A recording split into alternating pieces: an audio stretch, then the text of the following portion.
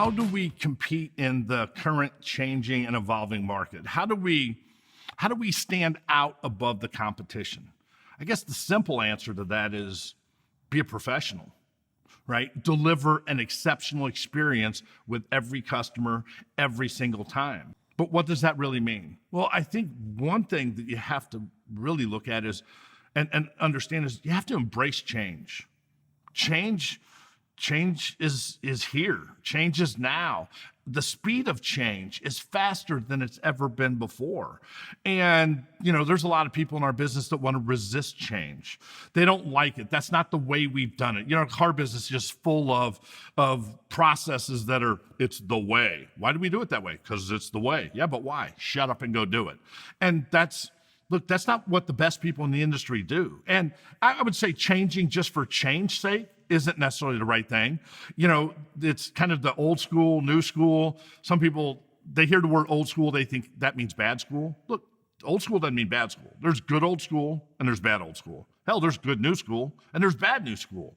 It's really being able to embrace things. I go into dealerships all the time and I get some managers telling me, old John over there, he's not good on that digital stuff. He's not good with electronics. Okay, well, what is he good at? Well, he's good face-to-face. And then I get other guys, he's not real good face-to-face with a customer, but man, he's really good on social media and he's really good with video, but he's not good when he's face-to-face. Well, bummer both ways. Look, in today's world, we got to be better at everything. As a salesperson, and to be a professional, you better be good at digital. You better be good at video. You better be good at face-to-face and negotiating face-to-face. As salespeople, we have to be better today than we ever have been in the car business. Because who is the digital buyer? Who's the digital lead? Who's the fresh up that walks on your lot? The reality is they're the same customer today. That person that walks on your lot had digital impact at some point on your dealership. Those people that are sending in digital leads, they're going to be at your dealership, or you're going to have to be doing remote negotiations with those customers. So either way, we have to embrace the change. And you look at some of the headwinds that we have right now in our industry. Man, there's a lot of headwinds right now. With inventory, right? That was our excuse. Rightfully so, that we didn't have enough inventory. We couldn't sell more cars. Well, we all know new car inventory is picking up. All right, the dealerships are starting to have inventory on the lots. And what does it take to have competition? What does it take for us to have to sell? Well, it just takes us having that truck on the lot and another dealership having that truck on the lot and the customer knowing, and now we have to sell.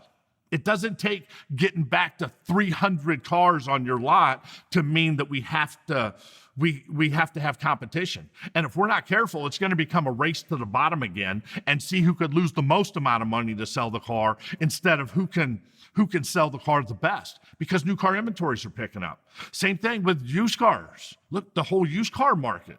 Man, at the time I'm shooting this video, the used car market over the last 2 weeks has been down 4%. Okay, so think about that, 4%. That means that $40,000 truck has gone down 4%, $1,600 in value. That $40,000 truck is gone.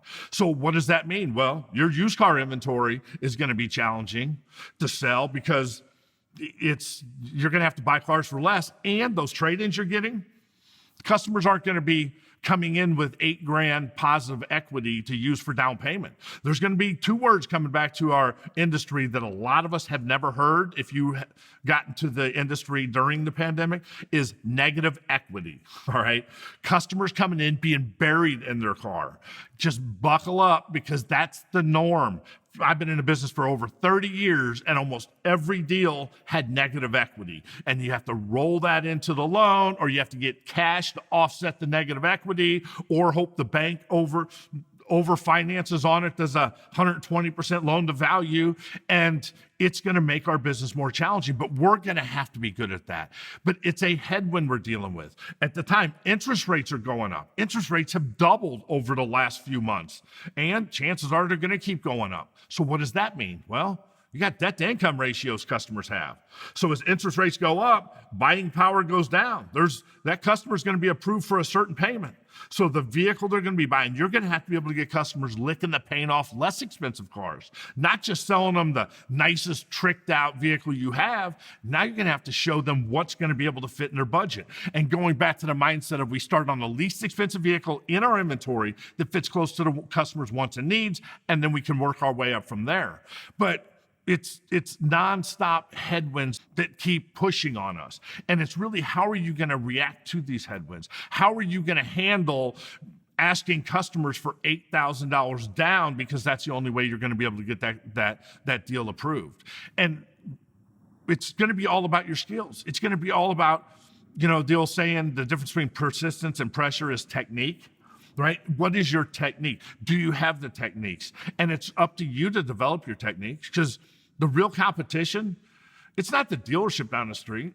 Your competition is not the salespeople down the street. Your competition, it's the 6 inches between your ears. It's your skill level. It's like golfing. You're out there competing against yourself on that golf course. So, man, I challenge you. If you want to stand out in today's market, make yourself great, because that customer, they deserve to deal with a professional, and they expect an exceptional experience every time. So give it to them.